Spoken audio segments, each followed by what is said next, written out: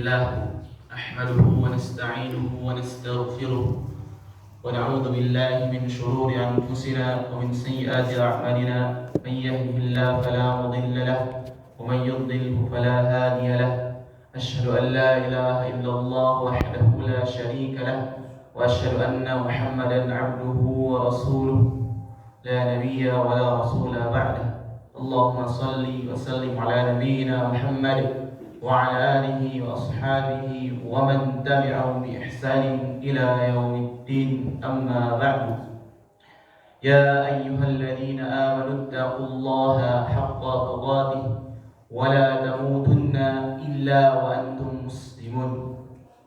Segala puja dan puji kita panjatkan kepada Allah Subhanahu wa Ta'ala, Allah yang hak dipuji dengan sebenar-benar pujian, Allah yang hak diagungkan dengan sebenar-benar pengagungan, Allah yang berhak diibadahi dengan sebenar-benar ibadah kepadanya. Kemudian salawat dan salam semoga selalu tercurah limpahkan kepada junjungan kita yaitu Nabi Muhammad sallallahu alaihi wasallam,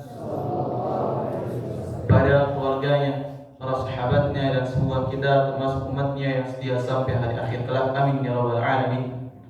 Hadirin sidang Jumat rahimani wa rahimakumullah. Semoga Allah Subhanahu wa Ta'ala merahmati kita semuanya.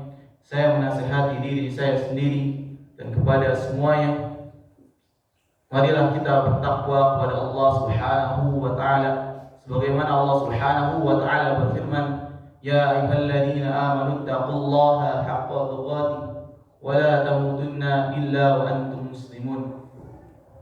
Wahai orang-orang yang beriman, bertakwalah kepada Allah dengan sebenar-benar takwa, dan janganlah engkau meninggal kecuali dalam keadaan takwa, kecuali dalam keadaan beriman kepada Allah Subhanahu wa Ta'ala. Hadirin sidang Jumat yang semoga Allah Subhanahu wa Ta'ala muliakan, tema kita pada Jumat hari ini adalah kehidupan para penghafal Al-Quran. Kehidupan para penghafal Al-Quran, yang dimana kehidupan para penghafal Al-Quran adalah kehidupan yang indah, adalah kehidupan yang mulia, adalah kehidupan yang sangat luar biasa. Banyak kebaikan untuk para penghafal Al-Quran, pahala, keberkahan, bahkan rahmat Allah Subhanahu wa Ta'ala meliputi ataupun untuk para penghafal Al-Quran. Allah Subhanahu Nabi sallallahu alaihi wasallam bersabda, al-mahiru bil Quran ma'as-safarati kiramil bararah walladzina yaqra'ul Quran wa yatata'u fihi fahuwa 'alaihi syaq lahu ajran. Orang yang mahir membaca Al-Quran, yang pandai dalam membaca Al-Quran bersama kiramil bararah. Kiramil bararah adalah para malaikat, dan orang yang terbata-bata dalam membaca Al-Quran dan kesusahan dalam membaca Al-Quran mendapatkan 2 pahala. Adapun maknanya, makna al-mahir bil Quran as-safaratil kiramil bararah, orang yang mahir dalam membaca Al-Quran adalah bersama para malaikat. Maksudnya adalah tinggi derajatnya di sisi Allah Subhanahu wa Ta'ala. Orang yang bacaannya bagus, tilawahnya bagus, suaranya bagus, hafalannya bagus, semakin tinggi derajatnya di sisi Allah Subhanahu wa Ta'ala. Kemudian yang kedua adalah orang yang kesulitan dalam membaca Al-Quran, yang terbata-bata dalam membaca Al-Quran, tetap mendapatkan 2 pahala. Inilah maha baiknya Allah Subhanahu wa Ta'ala. Orang yang terbata-bata saja dalam membaca Al-Quran, Allah masih berikan 2 pahala. Kata para ulama, apa maksud ajran ataupun 2 pahala itu? Yang pertama adalah pahala syak, adalah pahala kesusahan. Orang yang susah saja dalam membaca Al-Quran, Allah berikan pahala. Begitu baiknya Allah Subhanahu wa Ta'ala kepada kita semuanya. Begitu baik Allah Subhanahu wa Ta'ala, maha baik Allah untuk hamba-hambanya. Kemudian pahala yang kedua adalah pahala tilawah. Dia kesusahan tapi dia tetap berusaha membaca Al-Quran, tetap berusaha membaca Al-Quran dengan baik, belajar dengan baik. Itu dalil yang pertama berkaitan dengan Al-Quran, berkaitan dengan para pembaca Al-Quran, para penghafal Al-Quran. Kemudian yang selanjutnya, para penghafal Al-Quran ketika ditanya untuk apa menghafal Al-Quran, ketika ditanya untuk apa menghafal Al-Quran, banyak jawaban-jawaban di antara para penghafal Al-Quran adalah untuk menjadi sebaik-baik manusia.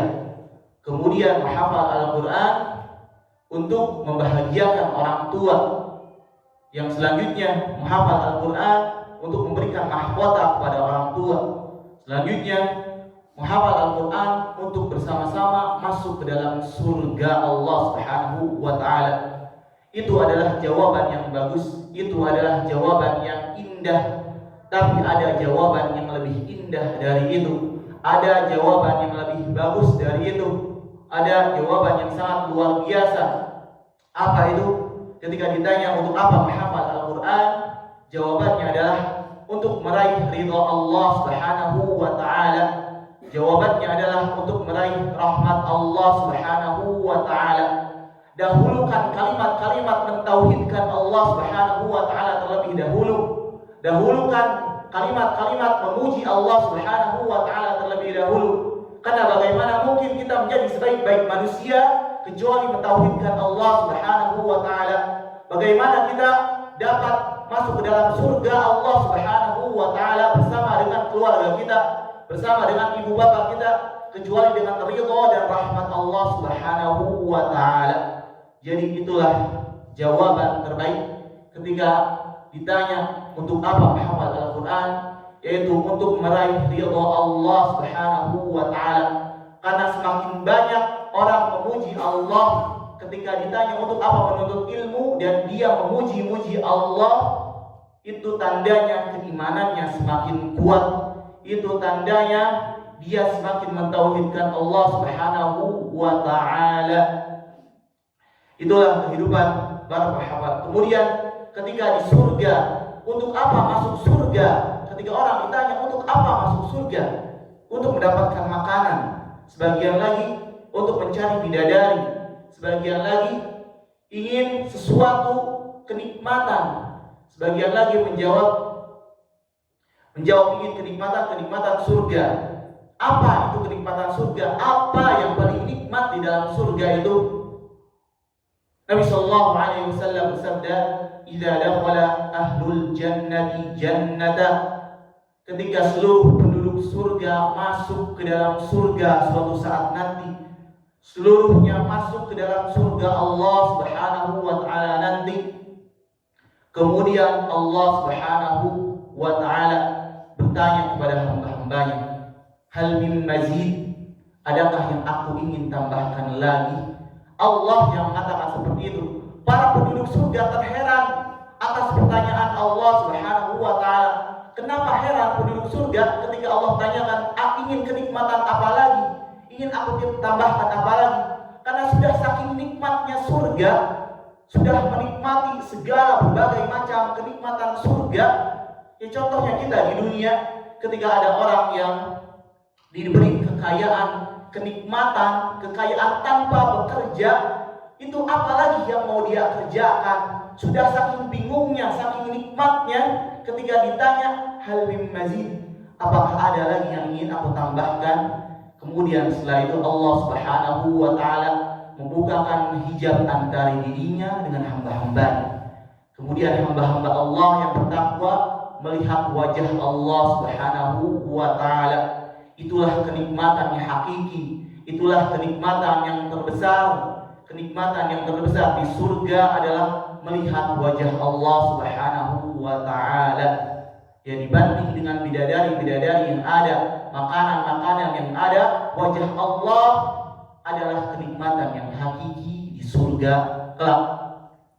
Kemudian dalil yang selanjutnya adalah Allah Subhanahu wa Ta'ala berfirman, "Auzid 'alaihi wa rattilil Qur'ana tartila." Kita garis bawahi warattilil Qur'ana tartila, dan tartilkanlah Al-Qur'an dengan tartil-tartilnya, dengan sebenar-benarnya. Makna tartil, kata Ali bin Abi Thalib radhiyallahu anhu, tajwidul huruf wa ma'rifatul wuquf.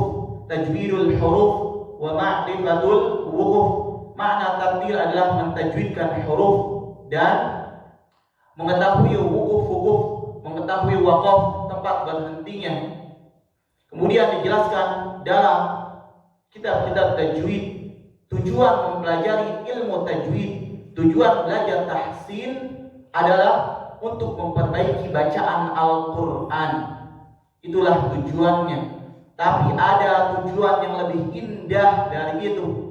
Ada makna yang lebih dalam dari itu. Ada makna yang lebih dakik. Kenapa seorang itu harus memperbaiki bacaan Al-Quran? Apa itu? Adalah seorang memperbaiki bacaan Al-Quran adalah untuk ta'abbud kepada Allah Subhanahu wa ta'ala, sebagai penghambaan dirinya kepada Allah Subhanahu wa ta'ala. Karena Allah yang memerintahkan warattilil Qur'ana tartila, ini sebagai fi'il amr. Fi'il amr menandakan seorang harus mengerjakannya. Ketika seorang berusaha mengerjakannya, dia berusaha ta'abbud kepada Allah Subhanahu wa ta'ala. Dia berusaha mencurahkan penghambaan dirinya untuk Allah Subhanahu wa ta'ala, karena Allah lah yang memerintahkan berkaitan dengan tahsin, berkaitan dengan memperbaiki bacaan Al-Quran. Yang selanjutnya, kehidupan para penghafal Al-Quran. Para penghafal Al-Quran adalah orang-orang yang amanah. Para penghafal Al-Quran adalah orang-orang yang disiplin. Para penghafal Al-Quran orang-orang yang berusaha mensucikan dirinya. Para penghafal Al-Quran adalah orang-orang yang bersih. Para penghafal Al-Quran adalah orang-orang yang senantiasa bertakwa kepada Allah Subhanahu wa ta'ala. Kenapa para penghafal Al-Quran, kenapa mulia, begitu mulia di sisi Allah Subhanahu wa ta'ala? Karena keistimewaan Al-Quran itu sendiri. Apa keistimewaan Al-Quran itu?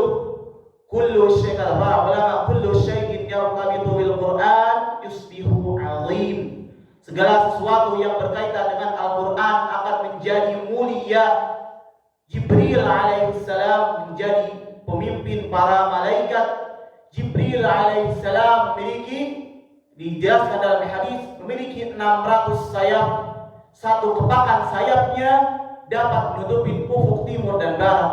Itu baru satu sayap Jibril alaihissalam. Bagaimana jika Jibril mengepakkan 600 sayapnya? Ya, para malaikat itu ada yang memiliki satu sayap, dua sayap, dan semakin banyak sayapnya, semakin cepat terbangnya. Dan Jibril pemimpin para malaikat yang paling banyak sayapnya. Satu sayap ketika dikepakkan dapat menutupi ufuk timur dan barat. Itu luar biasa. Jibril alaihissalam diturunkan kepadanya Al-Quran, menjadilah malaikat yang mulia.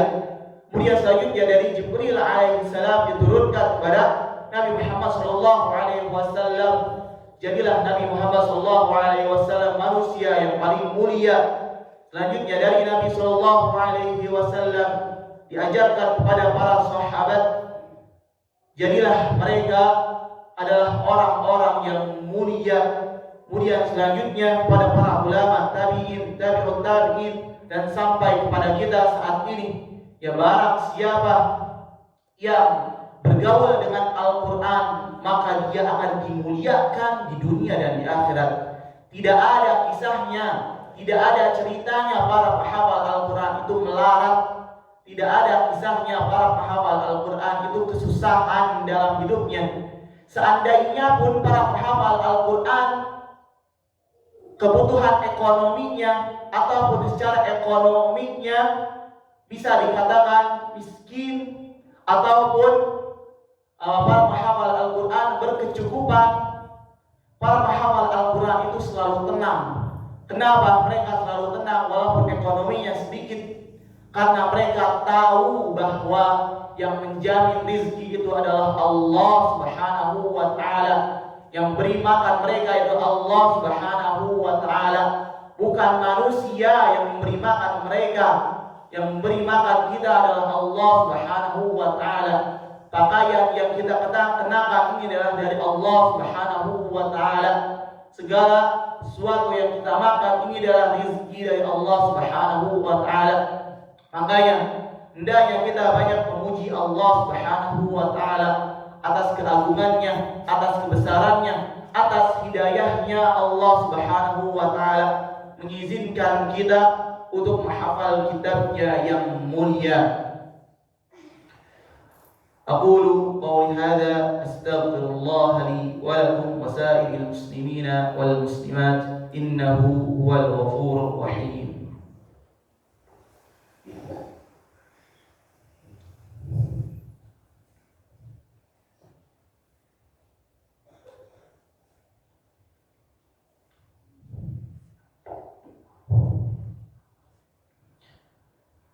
Alhamdulillah Rabbil Alamin, wassalatu wassalamu ala nabiyyina Muhammad wa ala alihi wa ashabihi wa man tabi'ahum bi ihsanin ila yaumiddin. Amma ba'du.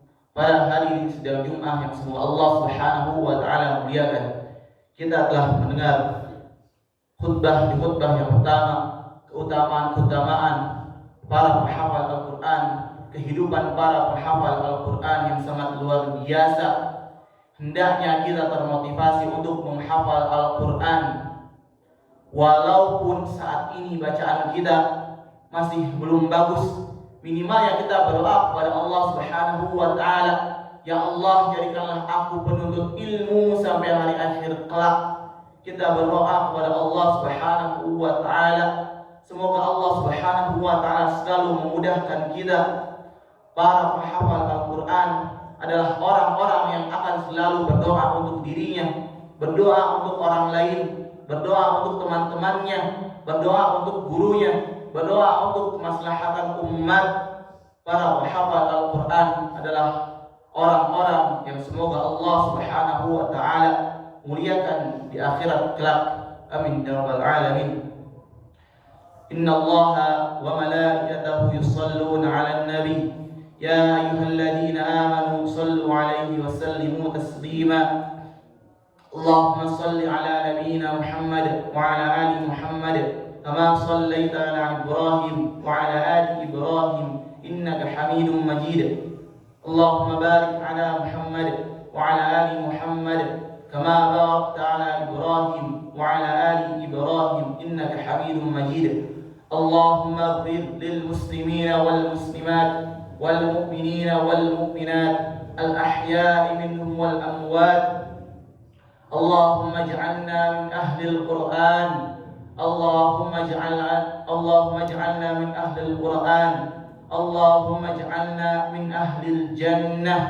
اللهم إنا نسألك رضاك والجنة ونعوذ بك من سخطك والنار. اللهم انصر إخواننا المسلمين المستضعفين في كل مكان. اللهم انصر إخواننا المسلمين في إندونيسيا وفي كل مكان.